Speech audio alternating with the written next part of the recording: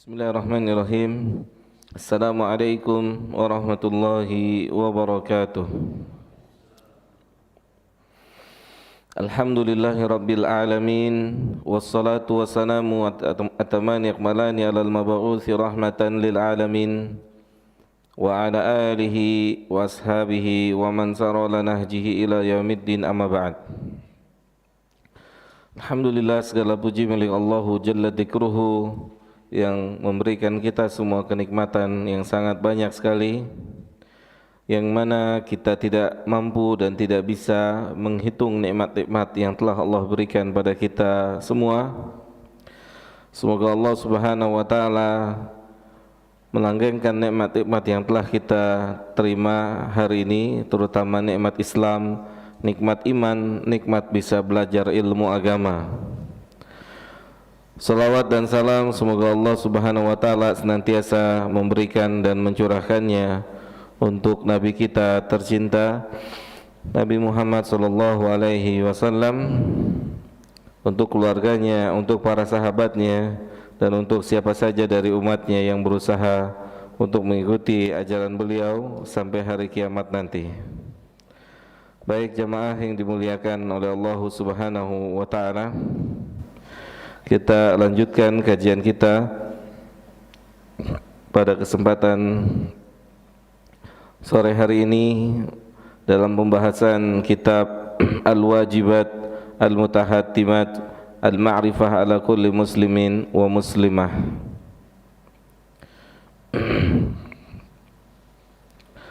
Berkata penulis, semoga Allah Subhanahu wa taala senantiasa memberikan kebaikan untuk beliau, yakni tentang kita melanjutkan pembahasan yang berhubungan dengan dinul Islam atau agama Islam. Al-Islamu huwa al-inqiyadu lahu bi ta'ati, yakni yang disebut dengan Islam setelah orang mentauhidkan Allah, yakni tauhid uluhiyah, yaitu beribadah pada Allah Subhanahu wa taala, maka berikutnya adalah tunduk dan patuh kepada Allah Subhanahu wa taala. Tunduk dan patuh kepada Allah Subhanahu wa taala. Itulah Islam, dan itulah seharusnya sikap orang-orang Islam, yakni senantiasa tunduk dan patuh kepada Allah Subhanahu wa taala. Sebagaimana yang kita ketahui bersama, ayat-ayat Al-Quran maupun hadis-hadis Nabi kita Muhammad SAW menyebutkan perkara ini. Di antaranya Allah Ta'ala berfirman dalam surah Al-Baqarah,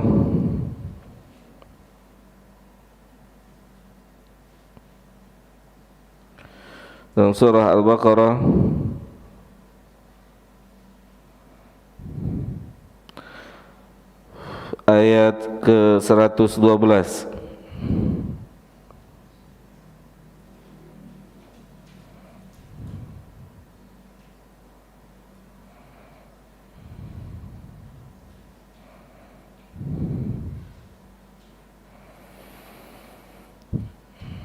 Allah Ta'ala di awal ayat ini membantah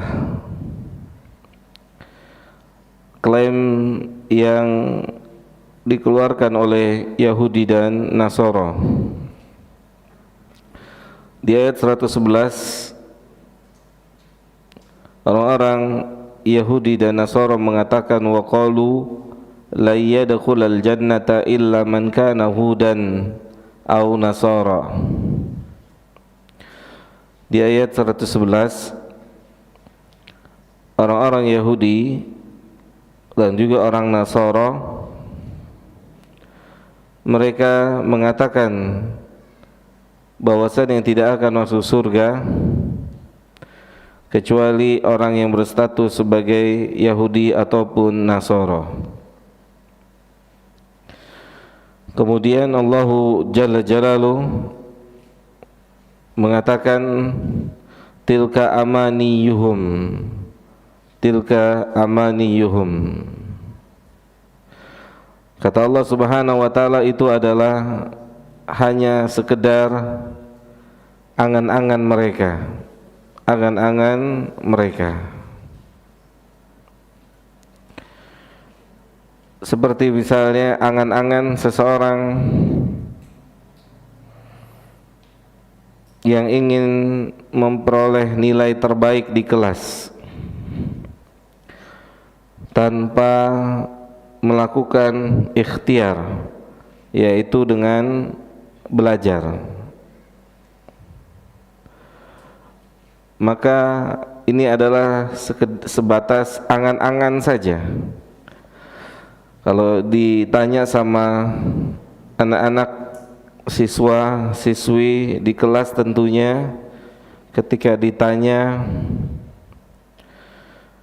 apakah ingin ranking 1 atau juara kelas, maka keumuman mereka akan menjawab iya. Tetapi jika keinginan mereka tidak mereka bantu dengan ikhtiar, maka ini disebut dengan angan-angan. Angan-angan saja, ya. Ini disebut dengan angan-angan. Sesuatu hal yang mustahil, sesuatu hal yang mustahil. Karena seseorang harus melakukan ikhtiar untuk mendapatkan sesuatu yang diinginkan atau terhindar dari sesuatu yang ditakutkan. Maka Allah mengatakan tilka amaniyuhum, itu angan-angan mereka saja. Allah memerintahkan kepada Nabi kita Muhammad SAW, katakan pada mereka, hatu burhanakum in kuntum shadiqin. Katakan kepada mereka,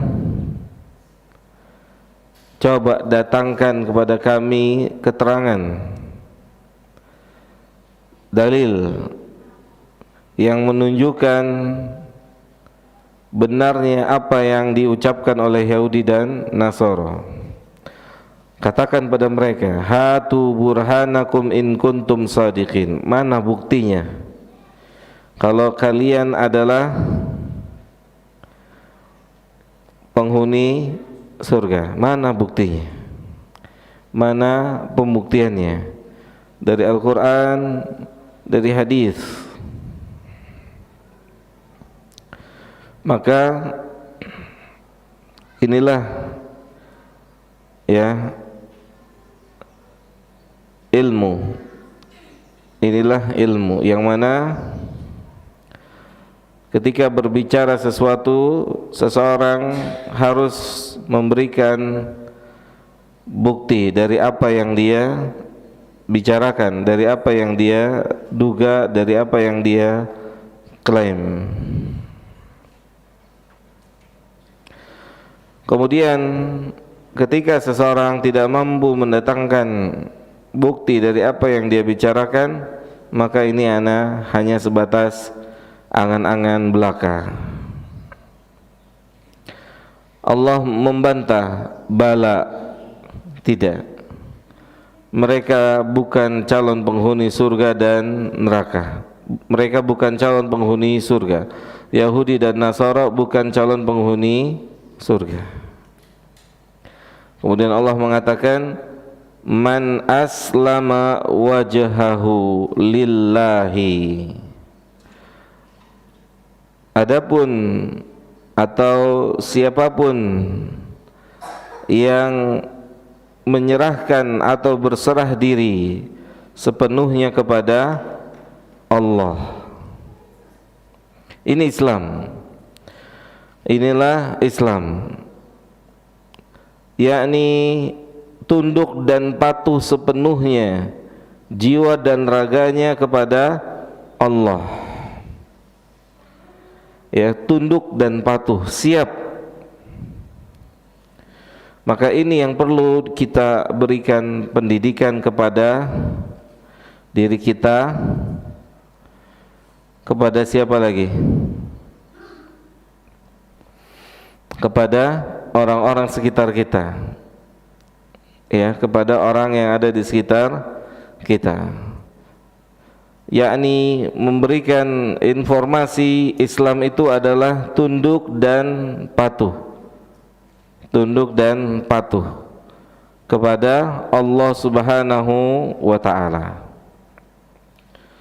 kepada Allah Jalla Dzikruhu, tanpa ada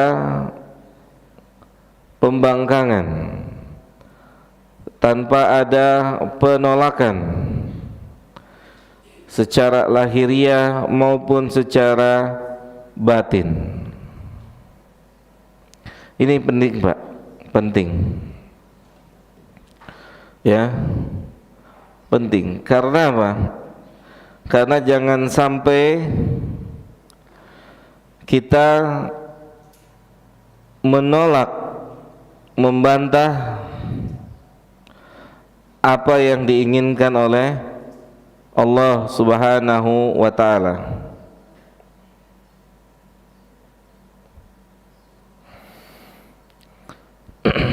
Karena di dalam Al-Quran sendiri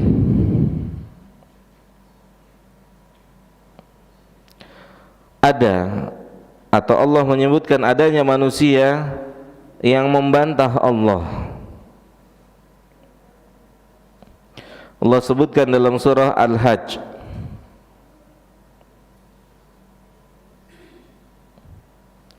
Allah sebutkan dalam surah Al-Hajj ayat ke-3.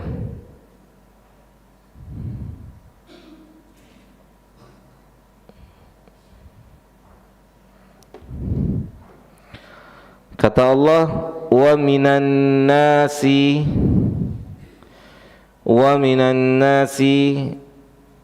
man yujadilu fillahi bighairi ilmin. Ada di antara manusia, kata Allah Jalla Dzikruhu, ada di antara manusia yang membantah Allah, membantah Allah bighairi ilmin, tanpa ilmu, tanpa ilmu. Wa yattabi' kulla syaitanin maridin, dan tentunya siapapun manusia yang membantah Allah tidak lain dan tidak bukan dasarnya karena mengikuti siapa?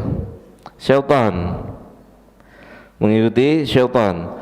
Maka saat kita memberikan arahan kepada manusia, sebelum mengajarkan pelajaran-pelajaran dalam Islam, maka penting untuk kita memberi ilmu bahwasannya Allah tidak boleh dibantah. Paham Pak? Justru bukan kita mengajarkan disiplin ilmu terlebih dahulu. Disiplin ilmu, misal ilmu tentang salat, ilmu tentang puasa, ilmu tentang zakat, ilmu tentang haji, umrah, dan seterusnya. Maka sebelum itu semua, manusia harus diedukasi dan ditanamkan ke dalam jiwanya kalau Allah itu tidak boleh dibantah. Jelas? Allah berbeda dengan makhluk. Allah berbeda dengan makhluk. Kalau makhluk boleh dibantah, boleh tidak ditaati. Hatta orang tua kita boleh tidak kita taati saat mereka memerintahkan untuk kita bermaksiat kepada Allah Subhanahu wa ta'ala. Boleh kita tidak mentaatinya, tapi tidak untuk siapa? Allah, tidak untuk Allah. Maka ini penting, sebelum kita mengajarkan sesuatu ilmu dalam Islam, maka penting kita memberikan edukasi kepada kaum muslimin dan kaum muslimat. Allah itu enggak boleh dibantah. Jelas? Allah itu enggak boleh dibantah.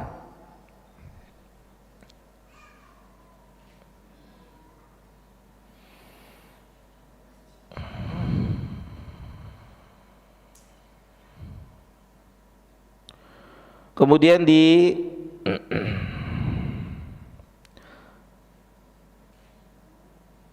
ayat berikutnya, masih di dalam surah Al-Hajj, di ayat ke-8,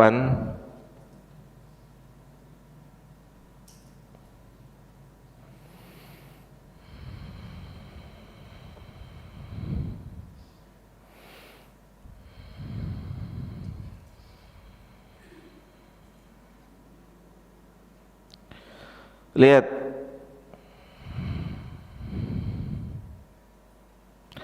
Allah mengatakan, wa minan nasi may yujadilu fillahi bighairi ilmin. Serupa sampai di sini dengan ayat sebelumnya. Ada manusia yang membantah Allah tanpa ilmu. Kemudian di sini Allah melanjutkan wala huda, dan dia membantah Allah tidak dengan dasar. Allah nggak boleh dibantah. Kenapa? Kenapa Allah nggak boleh dibantah? Ayo, yang mau jawab dapat aqua. Ayo, Allah nggak boleh dibantah.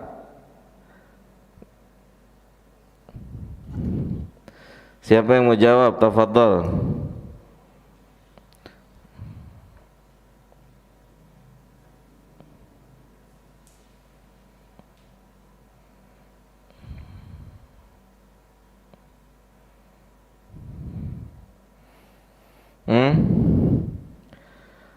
Biar nanti tambah yakin dalam hidup ini.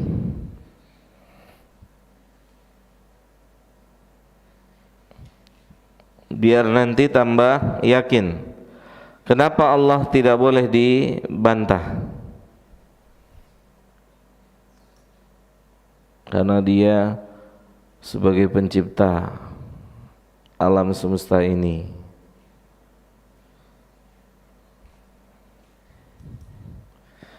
Terus karena Dia atau karena keputusannya adalah adil, perintah dan larangannya untuk maslahat, seluruh perintah dan larangannya untuk maslahat. Jangan ragu-ragu untuk mengerjakan perintahnya ataupun meninggalkan larangannya. Jangan ragu-ragu, semuanya maslahat. Ya, semuanya maslahat. Walaupun maslahat itu belum kita apa? Belum kita ketahui. Yakin, Pak? Harus yakin. Orang Islam harus yakin. Yakin apa? Semua ketetapan Allah adil, terkandung di dalamnya maslahat, baik perintahnya maupun larangannya. Baik perintahnya maupun larangnya terdapat maslahat, enggak perlu kita komentarin. Jelas, Pak? Enggak perlu kita diskusikan. Karena yang ditetapkan Allah Jalla dzikruhu semuanya berasaskan keadilan. Jangan pakai apa? Jangan pakai Jangan pakai akal. Sahih. Jangan menyikapi semua ketetapan Allah dengan akal kita. Akal kita nggak sanggup akal kita. Ya, tidak sanggup untuk apa? Untuk menerima ketetapan-ketetapannya Allah, nggak sanggup. Jelas Pak ya? Yakin itu Pak, harus yakin semua yang ditetapkan oleh Allah adalah terkandung maslahat.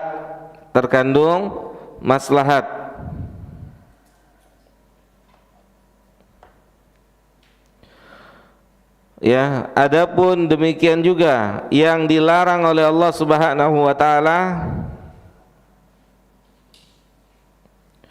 itu pun terkandung maslahat ketika kita meninggalkannya.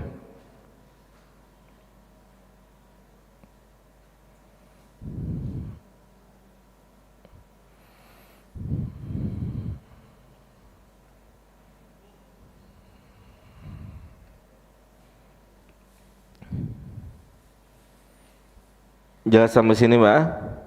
Jadi jamaah yang dimuliakan oleh Allah Subhanahu wa taala, kita harus meyakini apapun yang ditetapkan Allah adalah yang terbaik. Kita harus berjalan dalam hidup ini dengan ketentuan yang Allah tentukan, baik di dalam Al-Quran maupun yang ditentukan oleh Nabi Muhammad dalam hadis-hadisnya yang sahih. Harus yakin 100%. Cari ilmu, kemudian yakini untuk menjalankan ilmu tersebut. Ini yang pertama yang perlu kita sampaikan kepada manusia. Al-inqiyadu lahu bit-ta'ati, yakni tunduk dan patuh pada Allah dengan melakukan ketaatan-ketaatan tanpa sedikit pun keraguan. Itu Islam. Ya, semua ketetapan Allah dibangun di atas asas keadilan, tidak ada yang terzalimi. Tidak ada yang terzalimi, laki-laki maupun wanita. Siapapun, tua, muda, anak-anak, tidak ada yang terzalimi dengan ketetapan Allahu Jalla dzikruhu.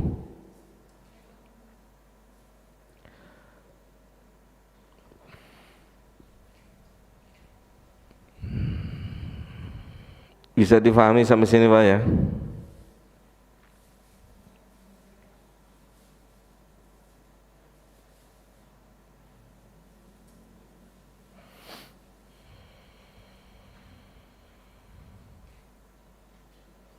Jelas sampai sini? Taib, kita lihat firman Allah dalam surah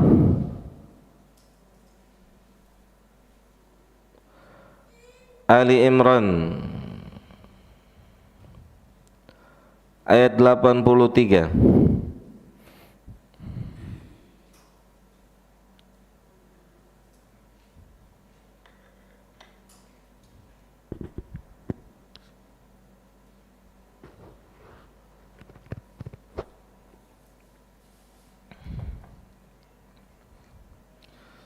Dalam surah Ali Imran ayat 83, Allah berfirman, afa ghaira dinillahi yabghun,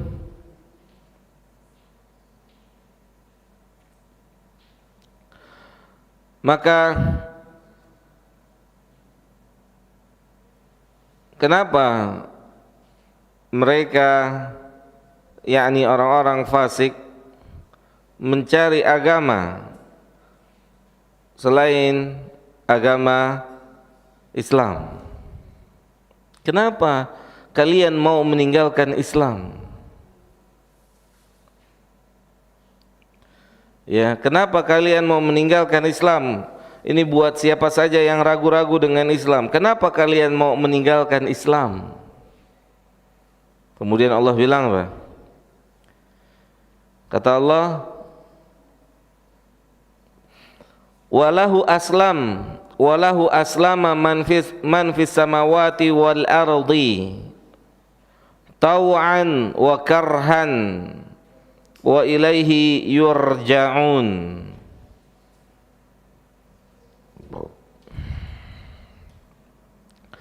Kata Allahu Jalla Dzikruhu, kenapa kalian mau meninggalkan agama ini? Antum tahu enggak? Yang tunduk dan patuh kepada Allah itu bukan cuma manusia, tapi yang tunduk dan patuh pada Allah adalah semua yang ada di langit dan semua yang ada di bumi. Kurang yakin bahasa yang itu, paham Pak? Kurang yakin. Yang tunduk sama Allah itu bukan cuma antum manusia, tapi semua yang ada di langit dan semua yang ada di bumi itu tunduk dan patuh pada Allah. Ya, semua yang ada di langit dan semua yang ada di bumi tunduk dan patuh kepada Allah. Baik tunduk dan patuhnya, ada yang karena pilihannya, yakni karena kesukaannya, ataupun ada yang tunduk dan patuh karena terpaksa.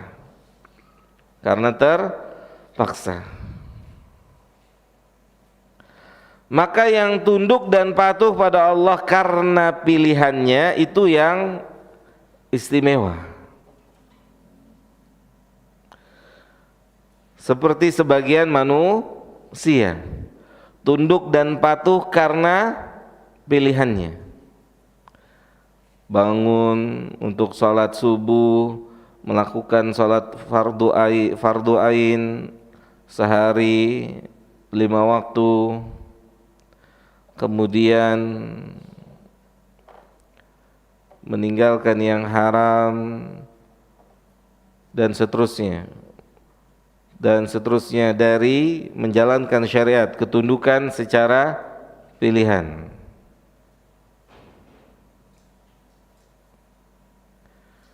Ya.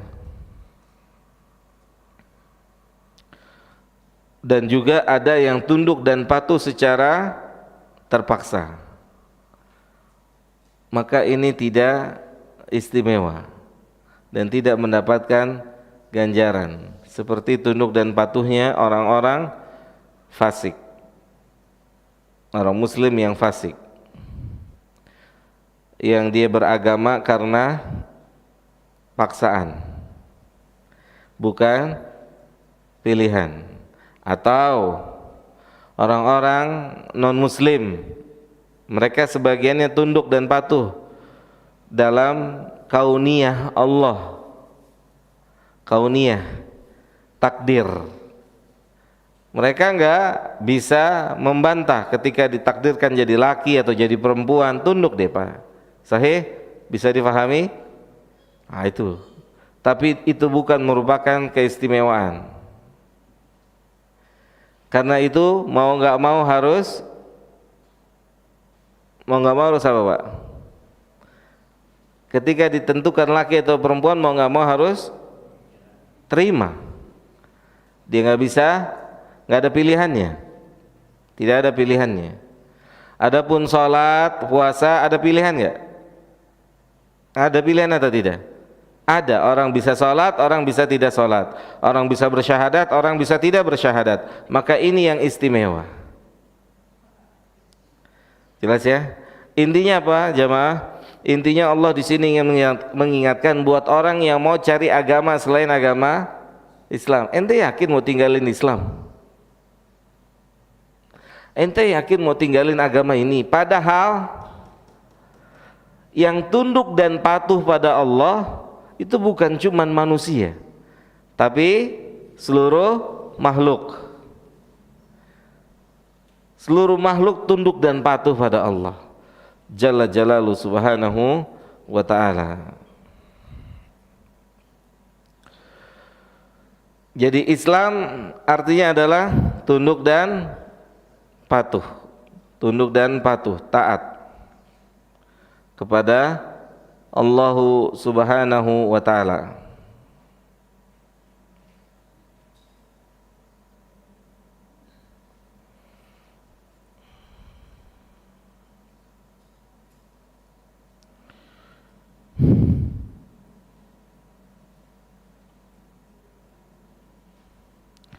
Kemudian Allah berfirman dalam surah An-Nisa ayat 125.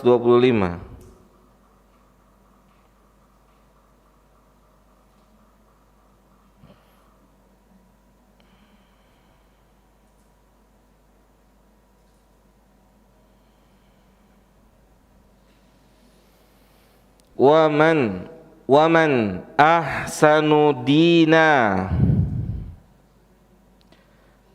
dan siapakah yang terbaik agamanya, atau siapakah yang lebih baik agamanya, mimman aslama wajhahu lillahi wa huwa muhsinun wattaba'a millata Ibrahim hanifa. Dan siapakah yang lebih baik agamanya? Artinya tidak ada yang lebih baik agamanya dari orang-orang yang tunduk dan patuh, mimman aslama, tunduk dan patuh, berserah diri kepada Allah. Siapa yang lebih baik? Gak ada yang lebih baik dari manusia yang tunduk dan patuh kepada Allah. Jadi manusia terbaik di muka bumi ini adalah siapa, Pak? Manusia terbaik di muka bumi ini siapa? Hah? Berdasarkan ayat ini, manusia terbaik di muka bumi ini siapa? Orang yang tunduk dan patuh kepada Allah. Siapapun dia, apapun kedudukannya di bumi ini, selama dia tunduk dan patuh pada Allah, dia manusia terbaik. Walaupun secara status sosial, misalnya dia berstatus sosial tidak terpandang, ya, tidak terpandang. Seperti siapa? Bismillah.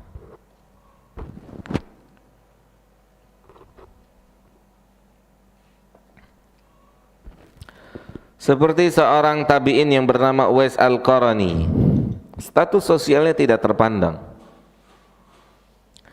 Nama dia disebut setelah Nabi Muhammad SAW menyebut tentang beliau. Sebelumnya tidak terpandang status sosial, cuma sebatas pemerah susu. Saat Nabi sebut nama beliau kepada Umar bin Khattab radhiyallahu taala anhu, yakni orang yang punya keistimewaan di sisi Allah. Keistimewaannya adalah setiap dia berdoa dikabulkan oleh Allah Subhanahu wa taala. Ini istimewa. Ya. Istimewa nih orang. Setiap dia berdoa dikabulkan. Uwais Al-Qarani. Tetapi status sosialnya dia tidak terpandang. Status sosialnya tidak terpandang, Pak. Tapi karena ketundukan dan kepatuhannya kepada Allah, dia menjadi manusia yang mulia. Manusia yang mulia di dunia maupun di akhirat. Terlebih-lebih nanti di negeri akhirat. Jelas sampai di sini, Pak? Wa huwa muhsinun, dia tunduk dan dia patuh kepada Allah, kemudian dia bisa diperintah oleh Allah. Kalau orang sudah tunduk dan patuh kan bisa diperintah apa aja, bisa enggak? Udah tunduk dan patuh, mau disuruh apa aja bisa enggak? Bisa. Bisa. Dengan syarat yakin kalau Allah itu memang patut dituruti, yakin. Wa huwa muhsin, dan dia senantiasa melakukan kebaikan, yakni perintah-perintahnya Allah tanpa ada keraguan, dan mengikuti ajaran agama Ibrahim yang lurus.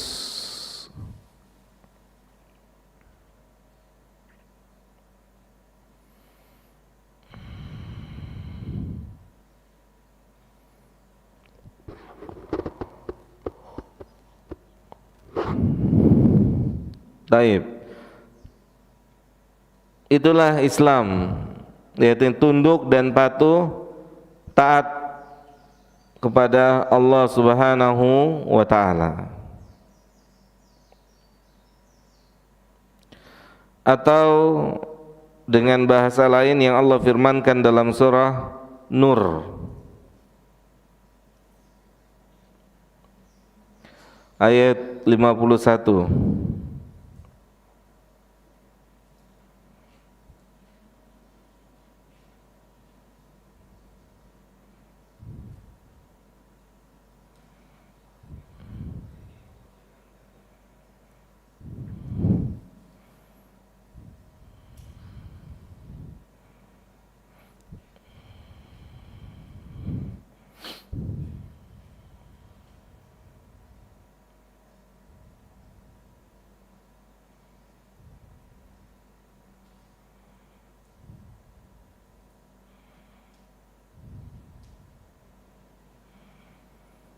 Allah berfirman,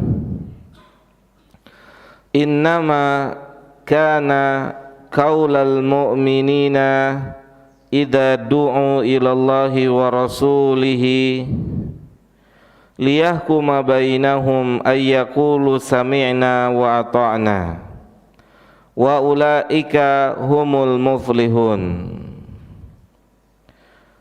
Allahu jalla dzikruhu mengatakan, yang disebut dengan orang-orang yang beriman,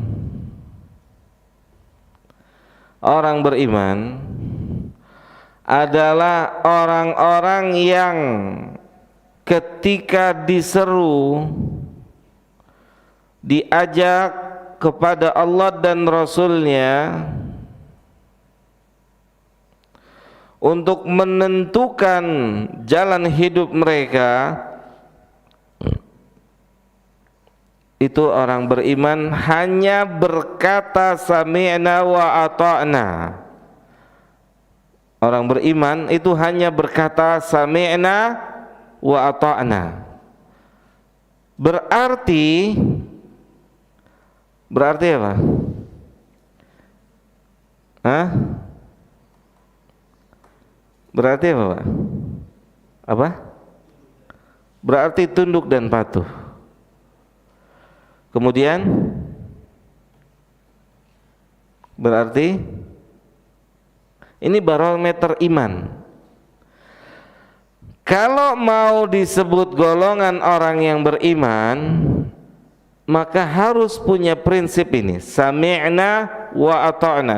Karena di dalam ilmu lughah bahasa Arab, innama itu artinya lil hasr, membatasi. Apa yang dibatasi dalam ayat ini? Jawaban. Orang-orang yang beriman itu ketika diseru kepada Allah dan Rasul-Nya, jawaban mereka cuma satu. Jelas? Seperti misalnya hadis innama al-a'malu binniyati. Amal-amal kebaikan itu yang diberikan ganjaran oleh Allah tergantung niatnya. Tergantung niatnya. Jelas sampai sini? Berarti ketika niatnya tidak baik, maka dia tidak mendapatkan pahala dari amalnya.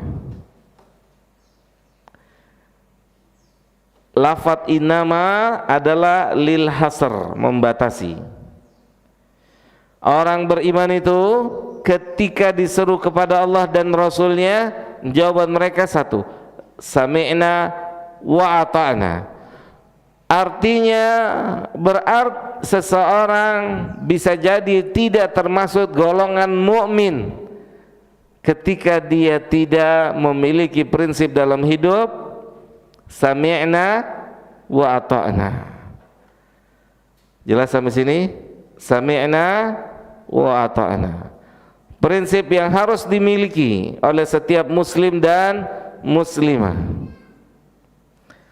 Enggak boleh ada jawaban yang lain. Tidak boleh ada jawaban yang lain. Jawabannya cuma satu, orang beriman. Sami'na wa ata'na. Jelas Bang Ari? Sami'na wa ata'na. Gitu.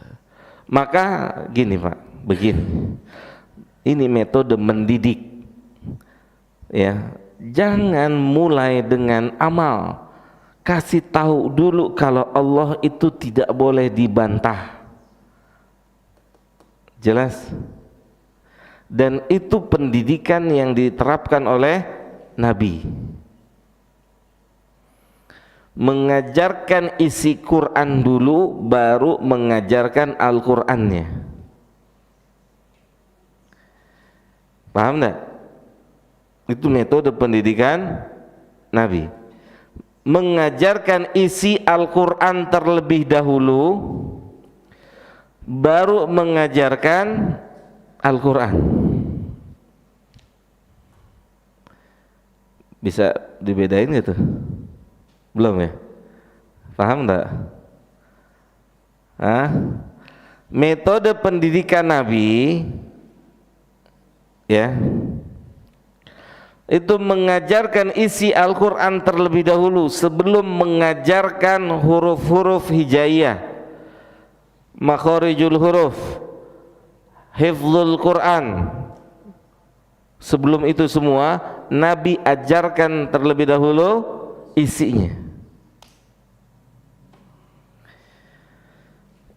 Ini perkataan Ibnu Umar radhiyallahu taala anhu. Mereka diajarkan oleh Nabi halal dan haram. Yang mana yang halal, yang mana yang haram, yang mana yang sunnah, yang mana yang bid'ah, yang mana yang tauhid, yang mana yang syirik, yang mana ketaatan, yang mana kemaksiatan. Pak, ada nggak orang baca Quran mabok? Ada nggak? Dia baca Quran, sekali-sekali dia baca Quran, siang misalnya baca Quran, malamnya mabok. Ada? Ada? Atau dia sholat berjamaah, sholat 5 waktu, malamnya berjudi, ada nggak? Banyak. Main perempuan, narkoba, ada? Oke, itu dia. Itu dia. Pendidikan hari ini memulai dari huruf hijaiyah, makharijul huruf, awsaful huruf. Tidak memulai dari isi Quran, sehingga didapati banyak orang yang bisa baca Quran keblinger karena mereka nggak ngerti apa yang dia baca. Paham? Adapun Nabi ketika mendidik, Nabi ajarkan isinya dulu. Terutama yang pertama, tauhid. Ada nggak orang yang baca Quran tapi menyekutukan Allah? Ada? Banyak. Dia baca Quran, mungkin dia mahir. Kalau dia baca, hampir-hampir nggak diketemukan kesalahan dari hukum-hukum tajwidiyahnya, awsaful hurufnya, makharijul hurufnya, tapi dia pelaku kesyirikan. Ada? Banyak. Kenapa bisa begitu? Karena metodenya beda dengan metode yang diajarkan oleh Nabi. Oke, ada nggak anak-anak penghafal Quran kurang ajar sama orang tuanya? Anak-anak penghafal Quran kurang ajar sama orang tuanya? Ada? Banyak. Bangga antum, anak antum hafal Quran tapi kurang ajar sama antum. Paham?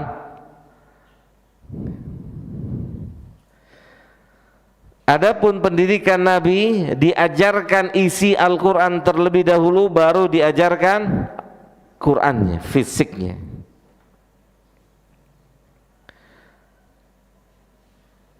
Jelas sampai sini, Pak?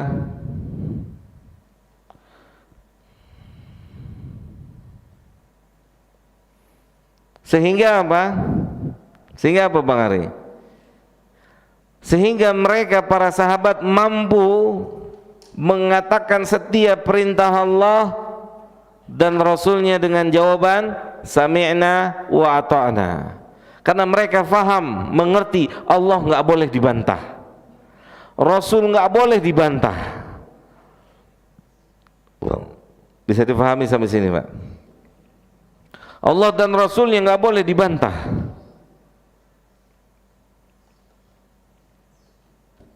Jelas? Tadi sudah kita bacakan ayat, ada manusia yang membantah Allah. Allah nggak boleh dibantah sama siapa saja, nggak boleh. Kenapa tadi? Karena setiap yang diputuskan Allah berdasarkan keadilan. Jelas? Itulah Islam, tunduk dan patuh, kemudian melakukan ketaatan.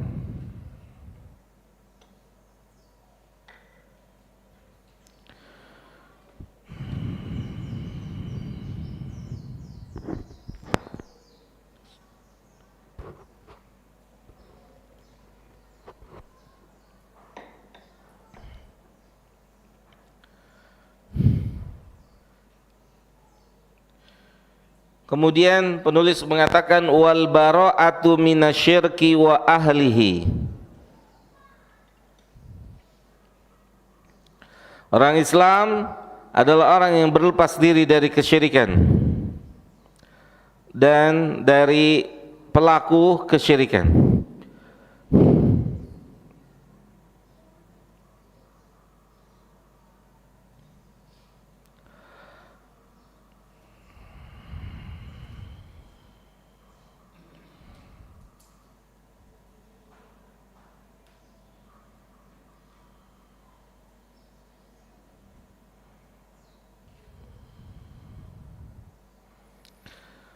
Sebagaimana yang Allah sebutkan dalam surah Al-Mumtahanah,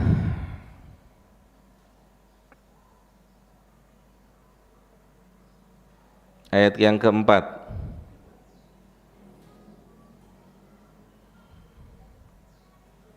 Allah Ta'ala berfirman, qad kanat lakum uswatun hasanatun fi Ibrahima walladina ma'ahu. Sungguh telah ada suri teladan yang terbaik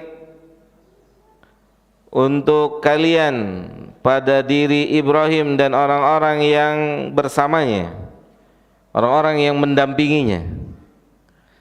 Setiap nabi punya pendamping, setiap nabi dan rasul punya pendamping. Pendamping Nabi Muhammad siapa? Sahabat. Pendamping Nabi Isa? Hawariyun. Setiap nabi punya pendamping. Kata Allah, Nabi Ibrahim dan yang bersamanya, yang mendampinginya, yang menyertainya adalah contoh teladan yang baik.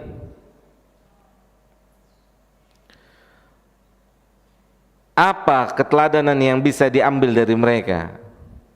Yang pertama, il qalu liqaumihim inna bura'a'u minkum wa mimma ta'buduna min dunillah keteladanan yang pertama yang bisa diambil dari Ibrahim dan orang yang bersamanya, yakni saat Ibrahim dan orang yang bersamanya berkata, kami berlepas diri dari apa yang kalian sembah. Kemudian, dan kami mengingkari apa saja yang kalian sembah. Kafarna bikum wa bada bainana wa bainakumul adawah, dan telah terang benderang nyata, ya, telah benderang nyata apa? Permusuhan, wal baghdha, dan kebencian. Sampai kapan? Abadan, selama-lamanya. Saat muslim dan non muslim, kebencian dan permusuhannya abadan sampai hari kiamat.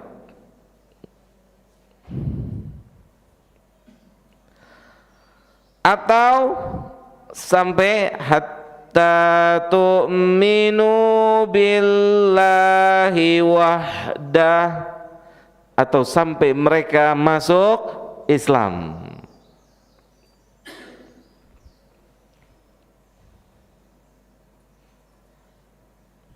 Jelas sama sini? Lihat. Jadi enggak cukup kita menyembah Allah, tapi kita harus mengingkari semua sesembahan selain Allah yang ada di bumi ini, dan kita pun harus berlepas diri dari pelakunya. Jelas? Tidak boleh tolong menolong dalam hal ibadah, nggak boleh, nggak boleh. Mereka mau merayakan apa? Natal, mereka mau merayakan apa lagi? Perayaan agama mereka, nggak boleh orang Islam tolong menolong dalam ini, nggak boleh. Jelas tidak boleh, karena berarti sama aja kita menganggap apa yang dilakukannya benar, secara otomatis Tuhannya benar. Jelas nggak boleh. Kecuali tolong menolong, misalnya dia mau melahirkan, kita tolong anterin ke rumah sakit, rumahnya kebakaran, kita tolong siramin, anaknya nyemplung di got, kita tolongin gitu. Suaminya kecelakaan di jalan, kita tolongin. Jelas? Tapi ketika dia mau merayakan hari raya agamanya, gak boleh ada tolong menolong. Bisa dipahami sampai sini? Jelas ya? Berarti bukan dilarang 100%, paham? Yang dilarang yang berkaitan dengan agama, ibadah, nggak boleh. Tetangga kita baik banget sama kita, tapi non muslim, besok dia mau pinjem rantang untuk masak-masak hari raya mereka, nggak boleh dipinjemin. Jelas? Nggak boleh. Dia mau pinjam apa lagi? Centong dan seterusnya, dia mau bikin perayaan hari raya mereka, nggak boleh dipinjam. Nggak boleh bekerja sama untuk memaksiati Allah. Nggak ada tawar-menawar, kecuali nyawa kita terancam mati. Kecuali nyawa kita terancam. Paham sampai sini? Jadi Islam setelah tunduk dan patuh pada Allah, mentauhidkan Allah, juga harus berlepas diri dari seluruh kesyirikan dan pelakunya.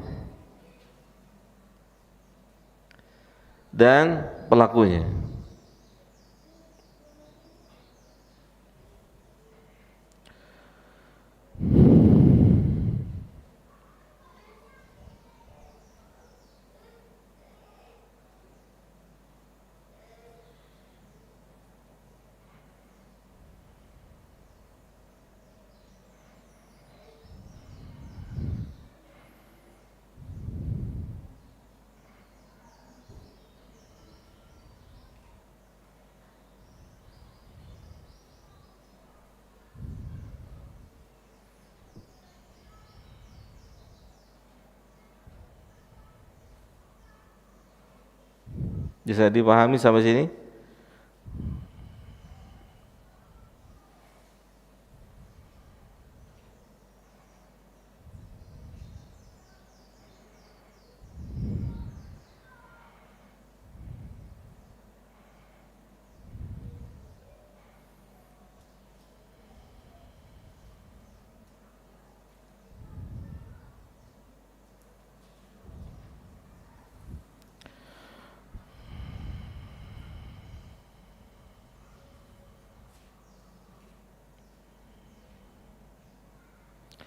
Ya, mungkin ada yang mau bertanya sampai di sini, falyatafaddal masykuran.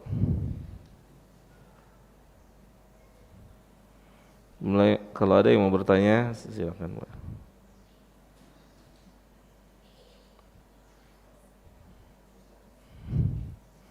Silakan, Pak.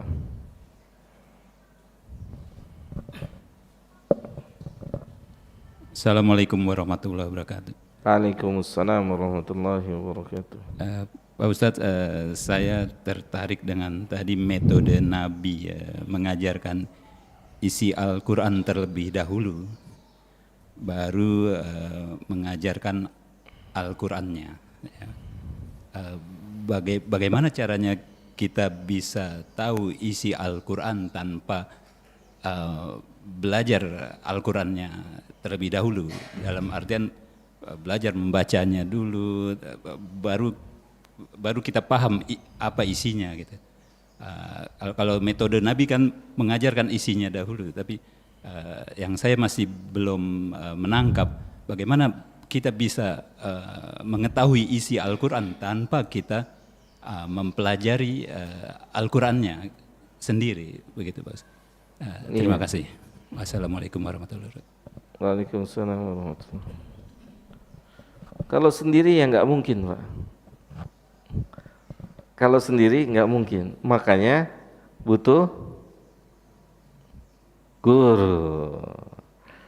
Kan sahabat nggak belajar sendiri, dibimbing oleh Nabi. Jelas? Ya, kalau sendiri nggak mungkin. Nggak mungkin sendiri. Kita butuh guru yang membimbing, mengajarkan kepada kita isi daripada Al-Quran. Terjawab? Jadi metode ini bukan sendiri-sendiri orang mempelajari isi, enggak, tapi dia butuh guru yang membimbing isi Al-Quran.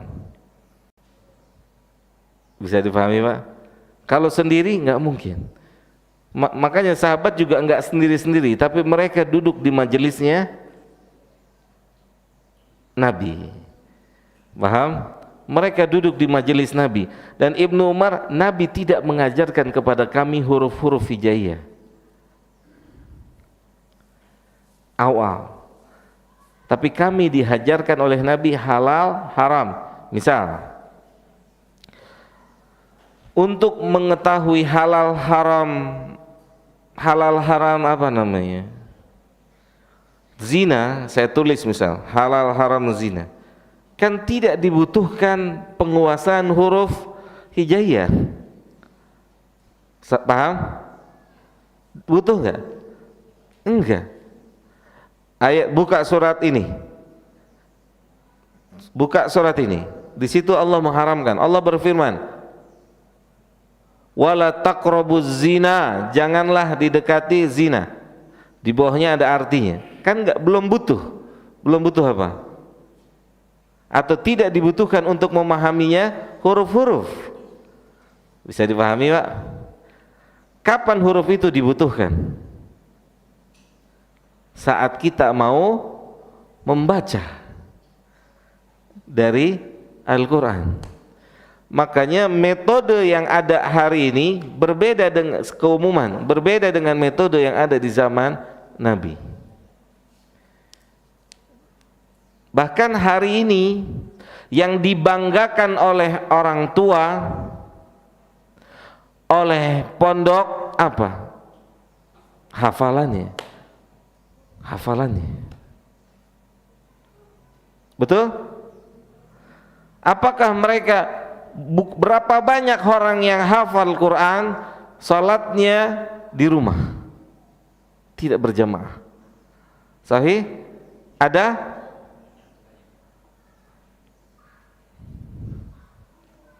Nyata? Gitu. Tadi kita sebutkan berapa banyak orang yang dikenal punya ilmu Quran bagus, tukang tipu. Hah? Ada? Tukang bohong.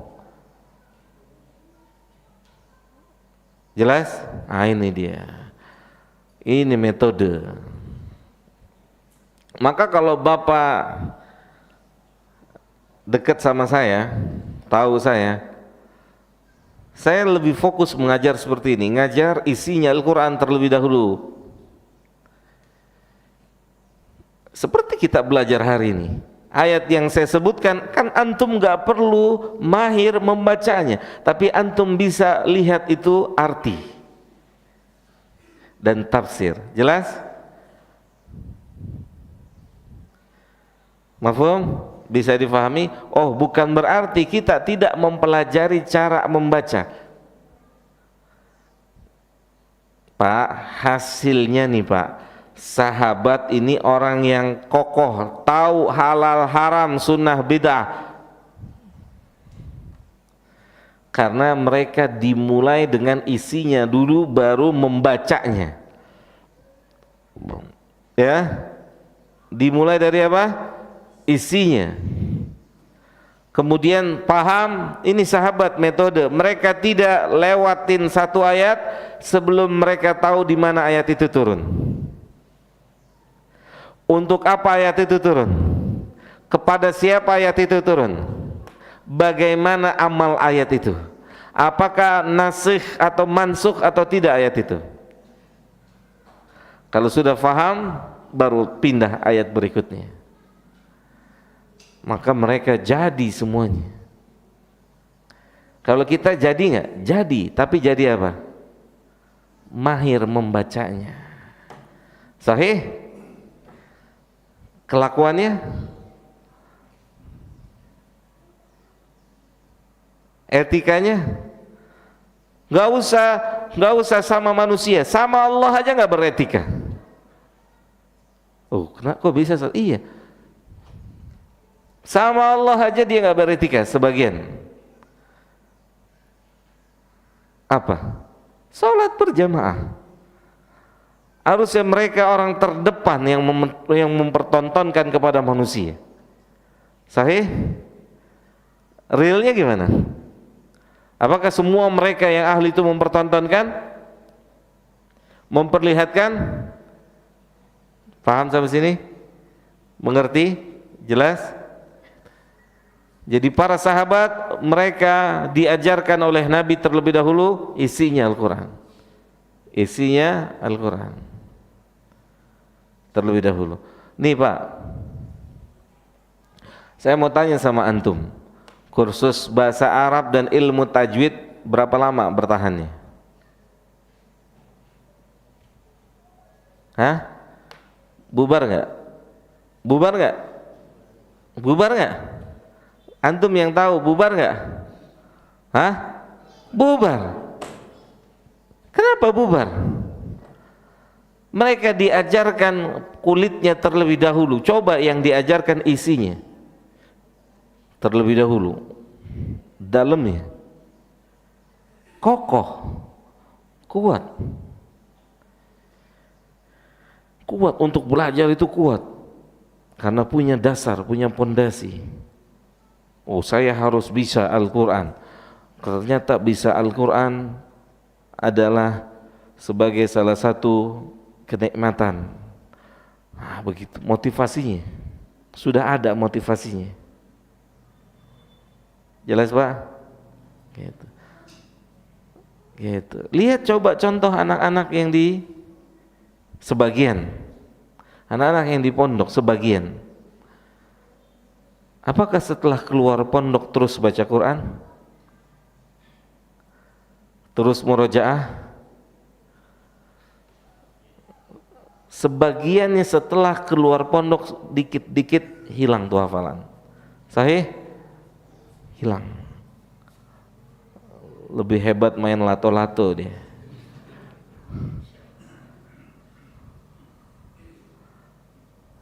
main game, copot. Sahih? Jelas? Gitu. Maka saya bilang sama diri saya secara pribadi, saya tanamkan buat diri saya dan istri saya, anak-anak saya, orang-orang terdekat saya, yang terpenting bukan belajar di Madinah, Libya, Mesir, bukan itu. Yang terpenting setelah lulus itu tetap belajar apa enggak? Hah? Paham? Kan banyak orang belajar saat masih menjadi pelajar, mahasiswa, pesantren, santri. Lulus jadi santri, lulus jadi mahasiswa, bukunya masuk museum.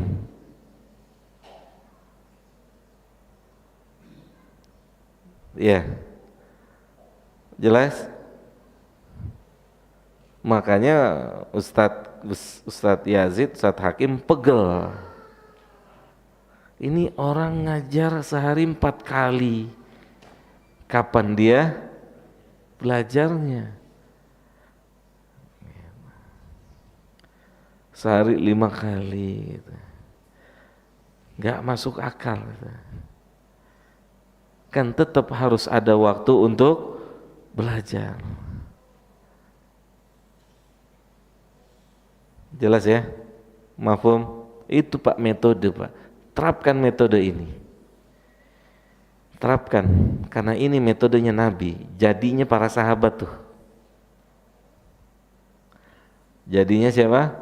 Para sahabat. Ana mau tanya nih sama antum nih. Ada anak lagi belajar Iqra, ketemu antum ngucapin salam. Assalamualaikum Bapak gitu. Permisi Pak, numpang lewat. Sama ada anak hafalan Quran, antum lagi duduk dilewatin, dilangkahin. Gimana? Antum lebih suka yang mana? Hah? Coba. Sahih? Begitu Pak. Jangan salah metode.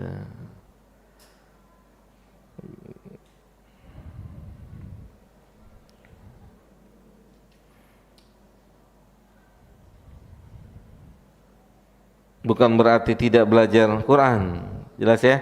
Tapi ada yang mana yang harus didahulukan. Nanti antum mahir bacanya, sholatnya berantakan, syirik, tetap punya kesyirikan, nggak ada manfaatnya.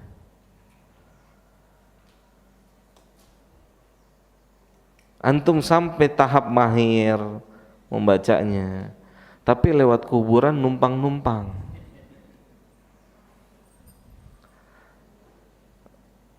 Ya, sakit, gelisah. Miskin, gelisah. Yang repot kalau seneng juga gelisah. Padahal dia punya hafalan tuh. Di antara isi hafalannya harusnya menenangkan dia. Kenapa dia nggak tenang? Bukankah isi Al-Quran di antaranya ala bidzikrillahi tatmainnul qulub. Ketahuilah, dengan mengingat Allah hati itu menjadi tenang. Di mana ini ayat? Jelas? Gitu. Ada lagi yang mau tanya?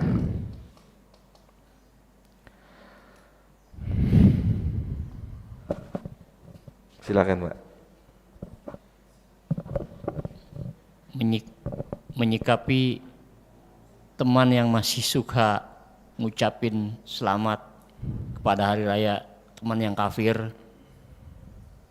itu bagaimana ya? Karena ya kita semampu kita sudah memberikan nasihat gitu.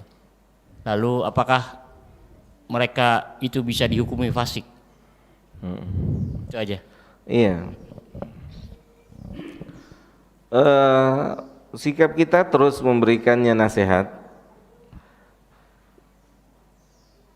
Kemudian apakah terus memberikan nasihat? Terus, nggak boleh bosan. Nggak bosan, terus. Sepanjang dia begitu, sepanjang itu kita nasihatin. Kemudian apakah pelaku bisa terhukumi fasik? Bisa, tapi fasik lahiriah. Jelas? Bukan fasik i'tiqadiyah. Kalau fasik i'tiqad keluar dari Islam. Kalau fasik lahiriah boleh, fasik. Ulaika humul fasikun boleh. Tapi fasik secara perbuatannya itu perbuatan fasik. Kita enggak mengeluarkan orangnya dari Islam. Ya. Setiap tahun ya.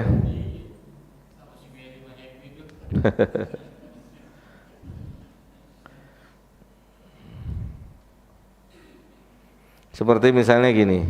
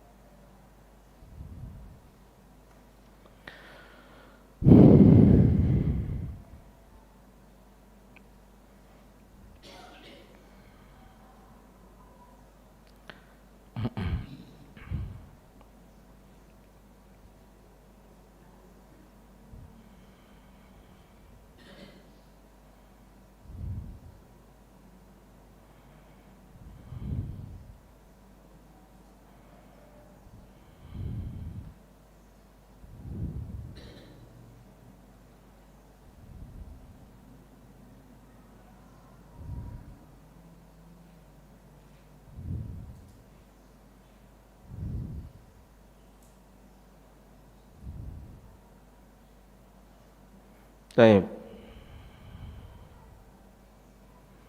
Ada lagi yang mau tanya? Jadi kalau fasik secara lahiriah boleh.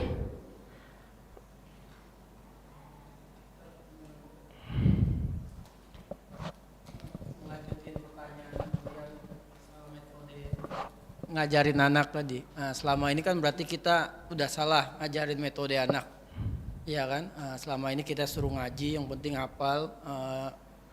hafal gitu. Apakah sekarang kalau kita mau mulai balik lagi kayak SPBU gitu, balik lagi dari nol, kan gitu? Apakah ya balik lagi nol? Sedangkan kalau balik lagi dari nol kan gurunya atau ustadznya kan nggak ada juga, jarang yang ngajarin isi dari Al-Quran itu. Ada.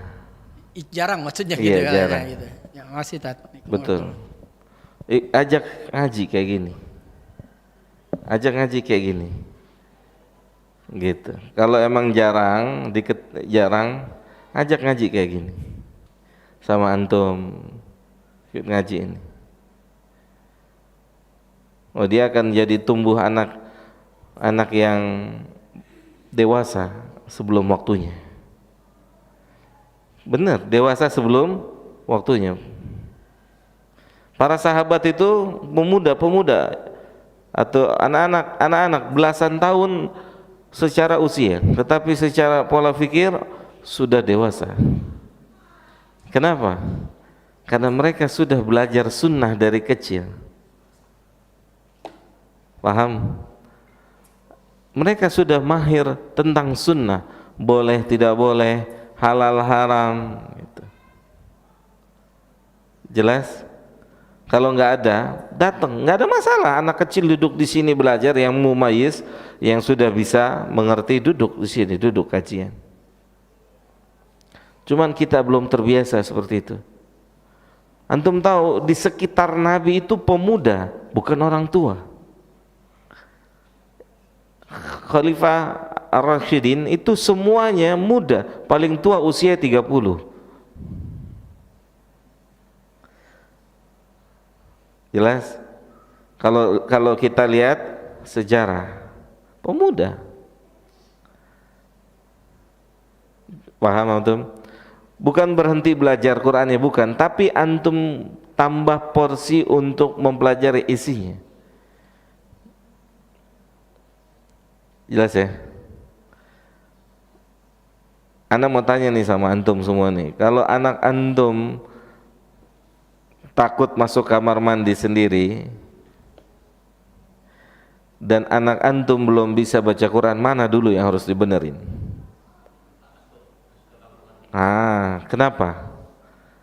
Karena berhubungan dengan tauhid. Cuman kan kita nggak peduli, yang penting dia bisa ngaji, kan gitu.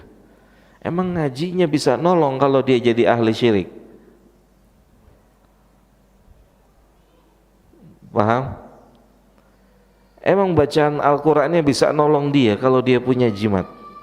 Gak bisa. Paham? Lihat sahabat itu ada yang baca Quran sholat berjamaah itu dia baca cuman surat Al-Ikhlas, Qul huwallahu ahad. Setiap sholat begitu, lagi safar. Sahabat yang lain bertanya pada Nabi, ini gimana ini dia nih mimpin kita sholat dengan surat Al-Ikhlas. Kata Nabi, tanya sama dia, alasannya apa? Terus dia bilang, saya cinta dengan kandungan yang terdapat dalam surat ini. Berarti kan dia faham dengan ayat ini. Saya cinta dengan kandungan surat ini. Terus dia lapor lagi pada Nabi. Nabi bilang apa? Kabarkan pada dia, Allah mencintai dia sebagaimana dia mencintai surat ini. Al-Ikhlas. Ada nggak orang tua hari ini yang bangga? Anak antum hafal surat apa? Alhamdulillah Al-Ikhlas. Gak ada. Apa kebanggaan orang tua hari ini? Anak saya alhamdulillah sudah 10 juz, 5 juz. Sahih? Ngerti nggak anaknya? Mudah nggak anaknya? Kan sekarang lomba-lomba tuh, jadi perlombaan. Sahih nggak? Di mana-mana. Ini manhatnya siapa?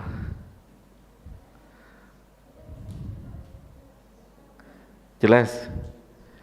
Nabi mendidik anak-anak dididik di dalamnya Al-Quran jadi Khalifatul Rasyidin. Antum lihat ya, Bang Ari dan jamaah semuanya.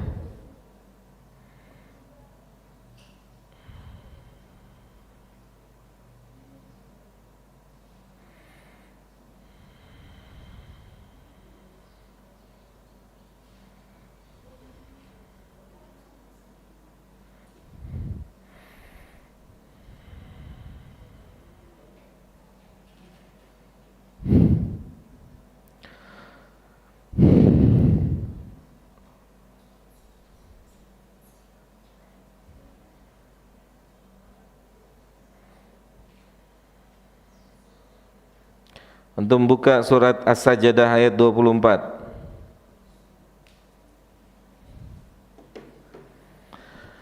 Buka surat As-Sajdah ayat 24.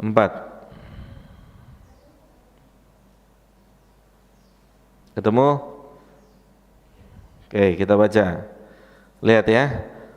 wa ja'alna minhum a'immatan, Allah yang menjadikan mereka itu pemimpin. Jadi kalau mau jadi pemimpin itu Allah yang menjadikan pemimpin, jangan kita calonin diri jadi pemimpin. Enggak boleh. Dalam Islam enggak boleh.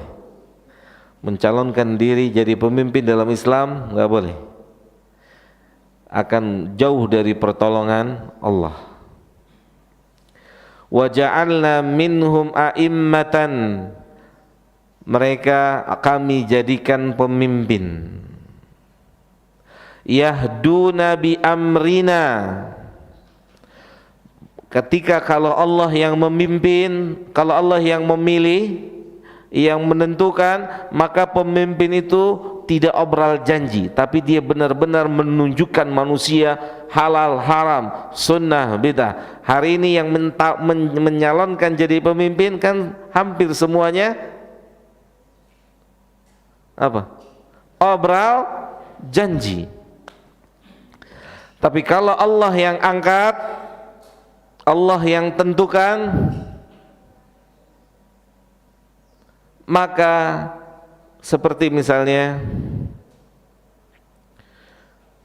ada seorang sahabat bernama Abu Kilabah, saat dipilih untuk jadi pemimpin hilang dia, nggak ada.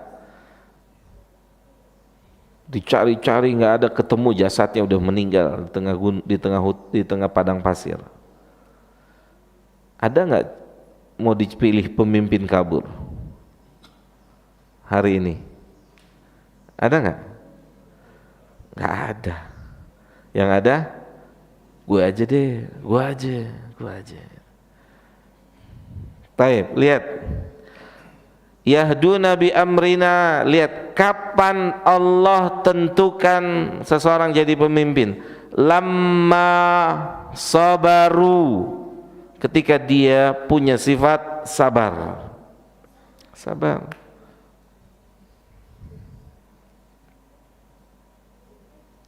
Sabar mentaati Allah. Kata para ulama sabar bagi tiga. Yang pertama, sabar dalam konsisten taat sama Allah.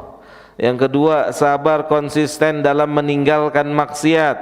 Yang ketiga, sabar menerima seluruh takdir Allah. Itu tiga sabar. Terus wa kanu bi ayatina yuqinun, dan saat mereka yakin dengan isinya Al-Quran, Allah nggak bilang saat mereka mahir. Hah? Jelas nggak? Tapi saat mereka yakin dengan apa yang ada di dalamnya itu,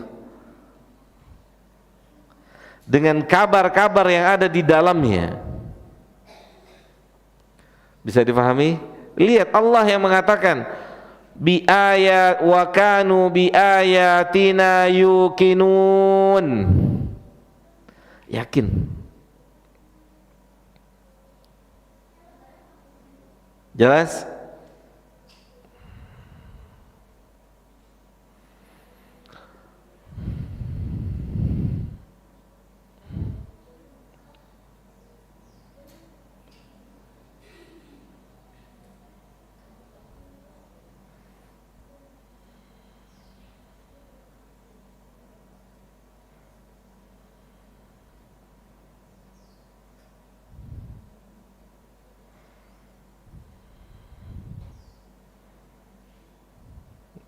Buka lagi surat Shad ayat 29.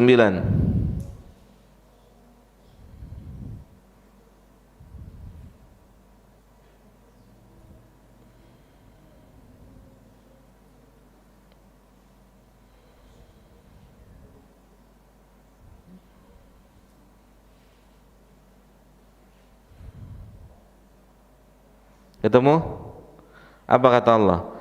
Allah, kitabun, Al-Quran, anzalnahu ilaika mubarakun, Al-Quran yang kami turunkan kepada engkau Muhammad, yang Quran itu adalah penuh dengan keberkahan. Lihat, perhatikan jemaah, apa Allah bilang?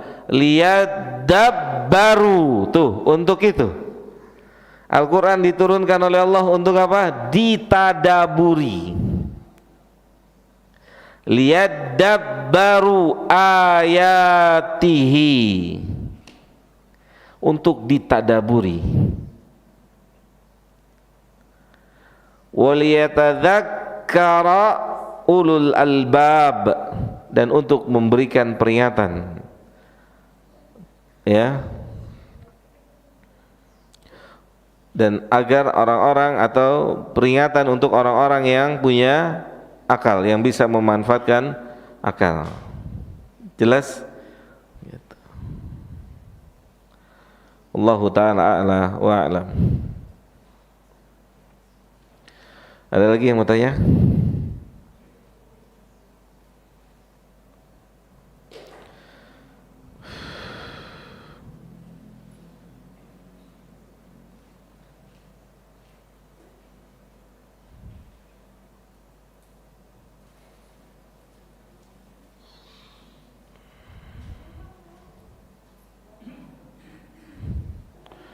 Ada? Nggak ada? Kalau antum mau, saya punya kajian anak-anak, kajian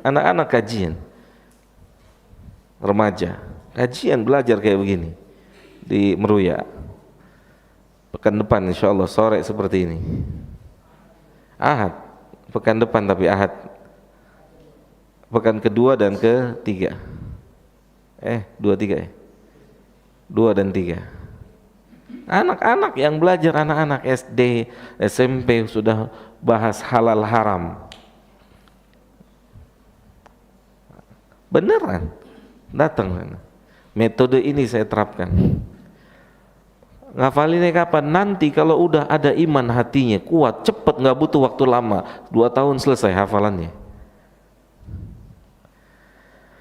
Dia tahu dulu kenapa harus ngapalin. Antum nggak kejar-kejar, apalina, nggak. Jelas?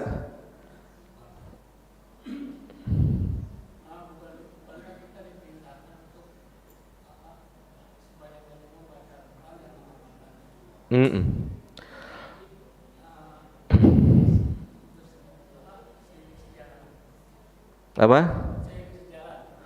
Seiring sejalan apanya? Iya memang, bisa nggak? Iya, jadi metode Pak, metode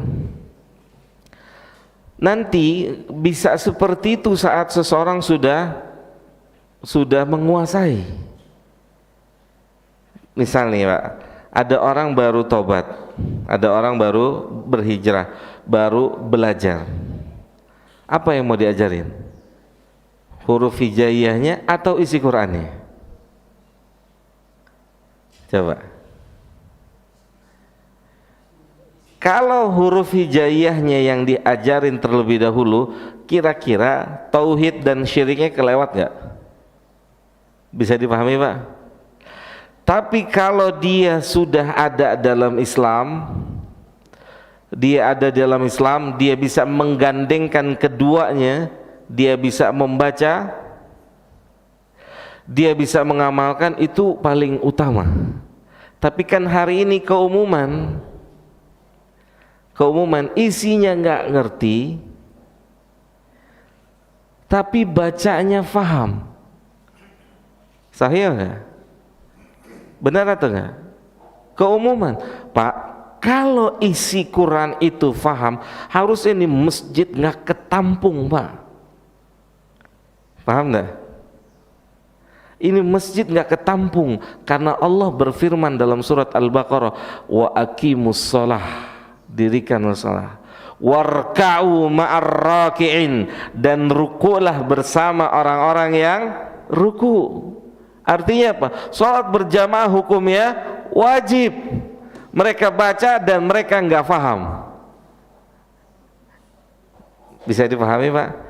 Kecuali misalnya kita sudah ada atau kita sudah mulai belajar Islam, kemudian belajar Al-Quran berbarengan, bisa. Tapi untuk pemula atau untuk kita yang baru belajar, untuk kita yang belum mengetahui tauhid dan syirik, sunnah dan bidah, ini lebih utama. Paham? Jelas? Taib, lihat. Kita bicara kisah nyata.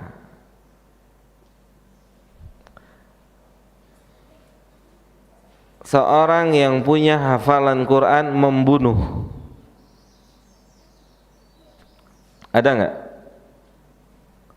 Yang dibunuh siapa? Khalifah Ali bin Abi Thalib. Siapa? Ibnu Mulzam. Dia bunuh Ali. Atau Khawarij. Khawarij itu aglabiahnya hafal Quran, istimewa dalam Al-Quran, Nabi yang bilang.